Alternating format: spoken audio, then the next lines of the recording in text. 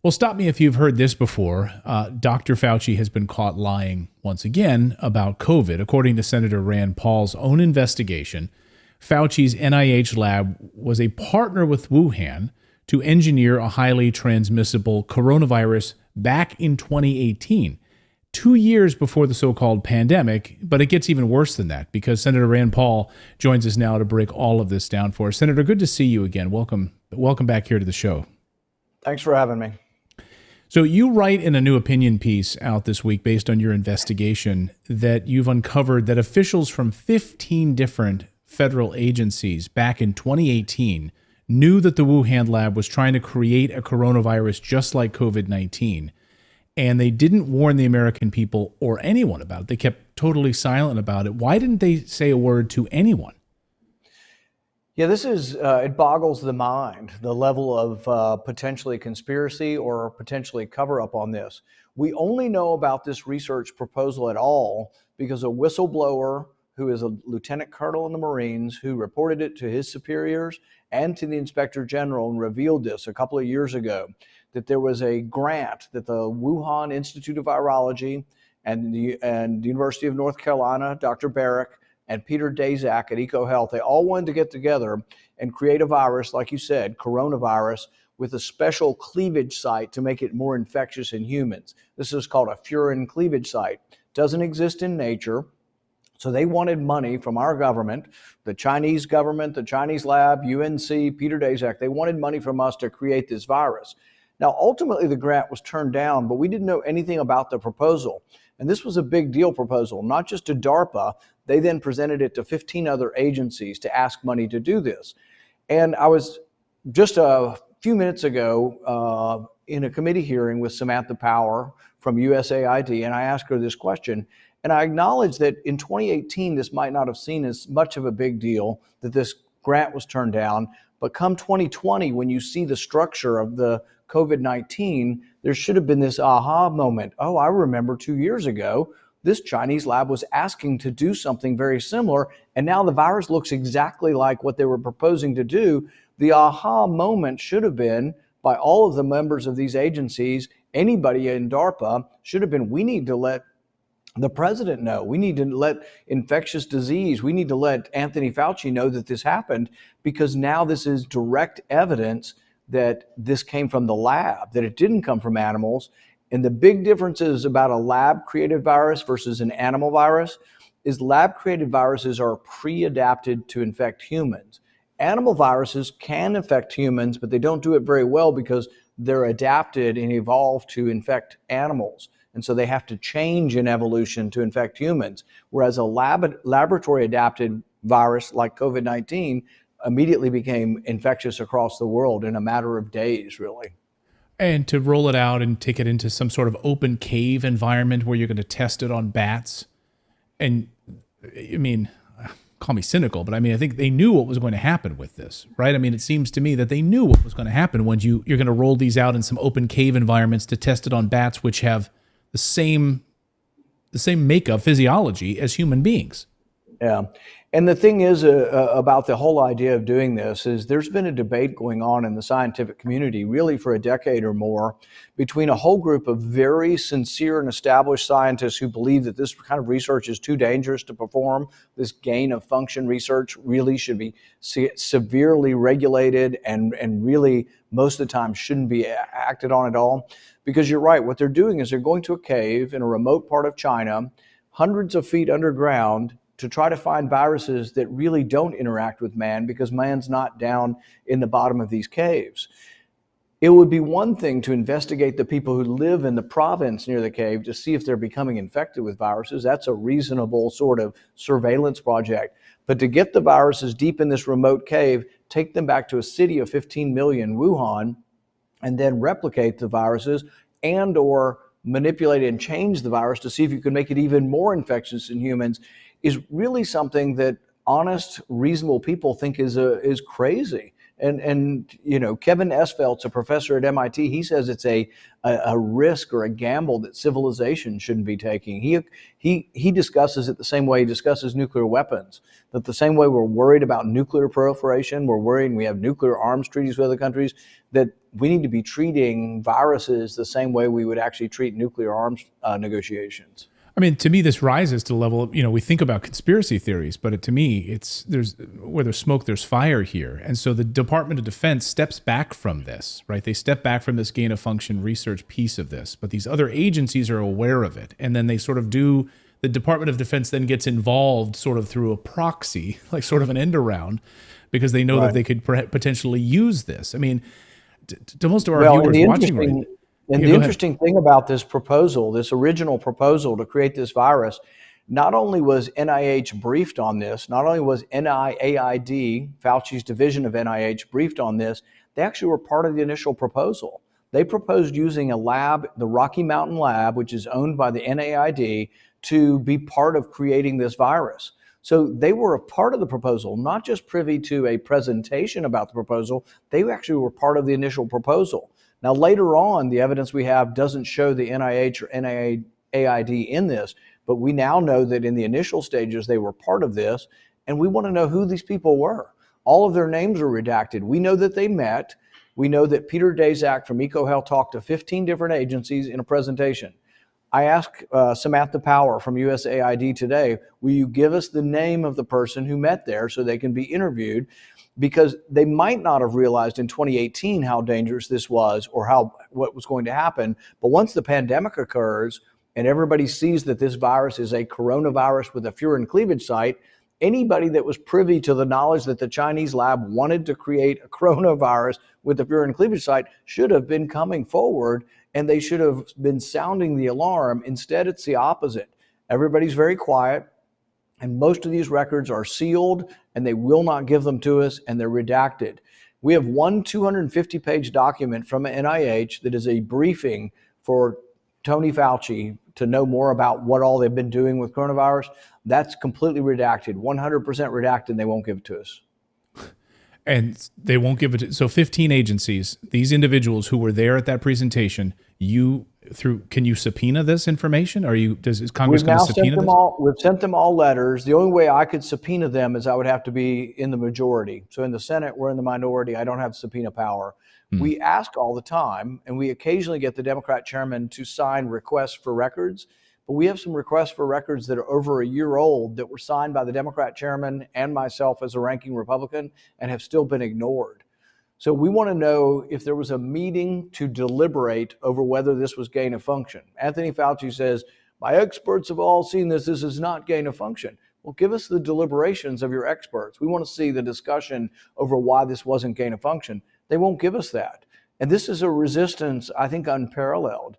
This is all not classified. This is not anything, none of this is classified. And yet we can't get the information, and then we have this resistance.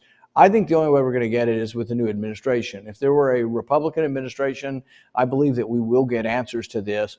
But it does make a difference because, for example, in the Trump administration, the head of the FDA is a guy who's now on the board of Pfizer.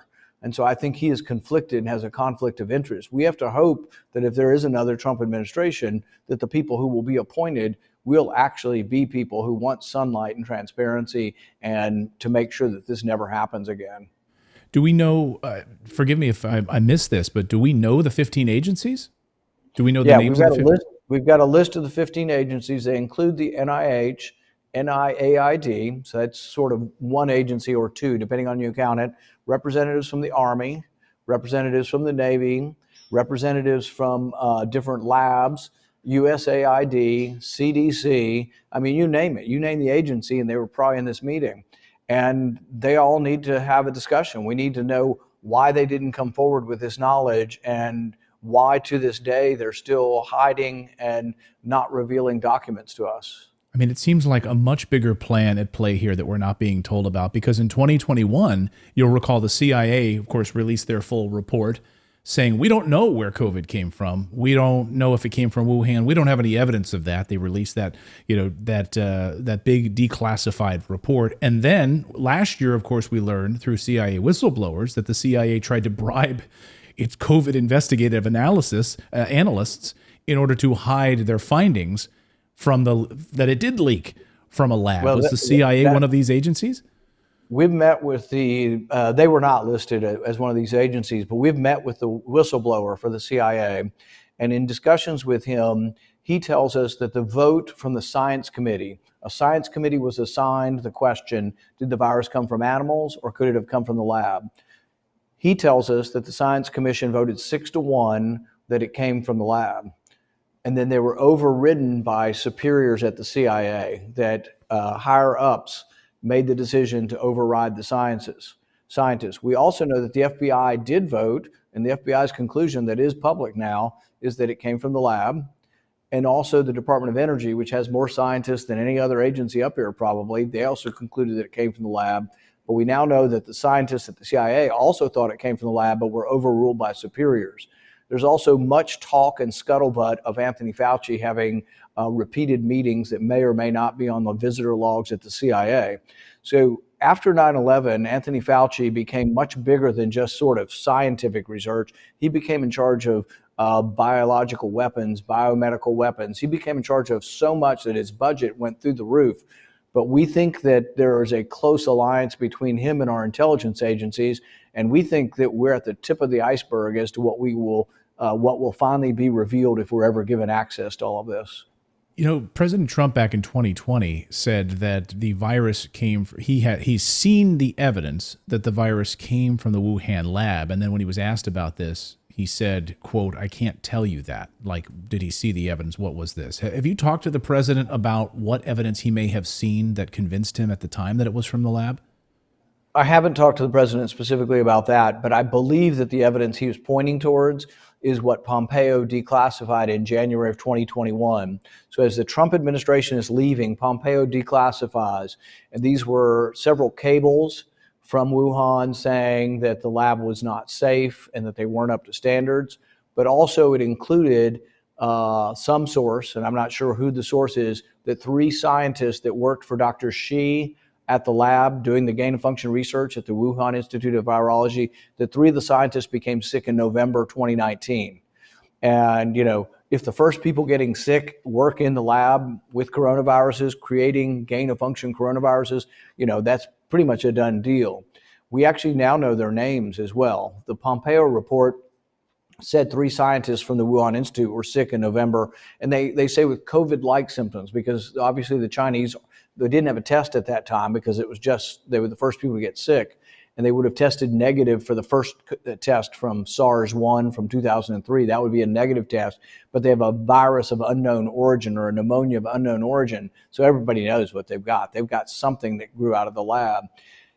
They revealed the 3 people, but then later on, I think Michael Schellenberger and Matt Taibbi in an article about 6 months ago revealed the names. So we actually know the names. One of them was Ben Hu, H-U, and he was one of the assistants, and he's sort of like the protege of Dr. Zengli, or Dr. Shi Zengli.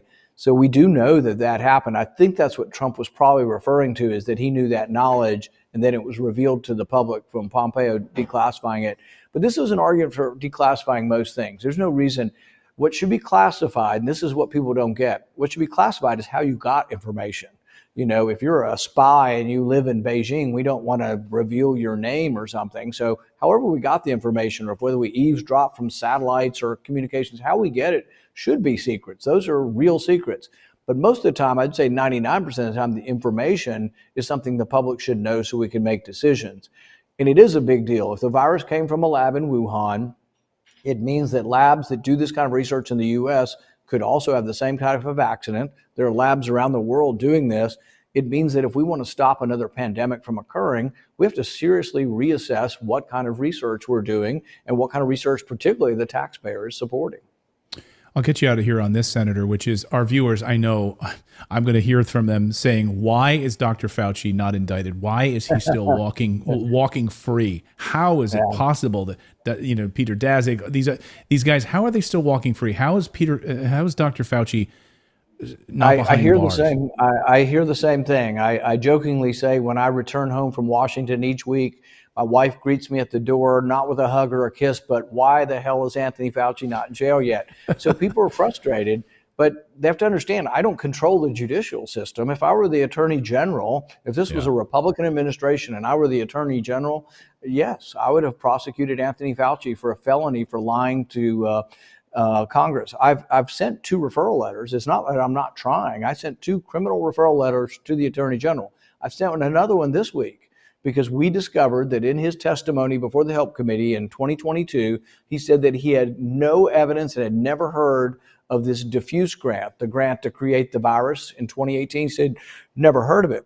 But we now know that not only was his agency briefed on this, we know that his agency was part of the grant initially. So I don't see how he can have no knowledge of it. And I'll bet you if we were to get his preparatory material that they gave him when they were preparing him for all the knowledge of NIH and NIAID's interaction with Wuhan, it may be in some of that information that they prepped him on. Oh, well, you remember we were briefed on the diffuse thing. If that comes forward, you can see how then he's caught in a lie that he can't probably extricate himself from. But they're fighting tooth and nail, and I'm looking for a promise from the next president that this will all be revealed, and that's a big deal for me. As far as me getting enthusiastically behind the Trump campaign is, I want to know, is a new President Trump going to appoint people who are not apologists for the pharmaceutical industry, but are actually hardcore enough to say, we're going to expose the truth. Every document in NIH, every document in HHS, everything from NIAID will be revealed, and that Congress will have full and complete access to that. That would help to get me more on board with being more enthusiastic about a second Trump administration. Yeah, you and me both. I think we hope that the swamp doesn't get filled back up, but in fact is adversarial in that regard, going after these people. Senator Rand Paul, great to see you. Thank you so much. Keep up the great work, as always. Thanks.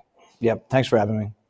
I really hope you enjoyed watching this video. YouTube thinks that you'll actually like this next video right here. It's personalized based on your own viewing habits. So if you watch the video, please leave a comment. Let us know what you think about it, and we will see you next time, everyone.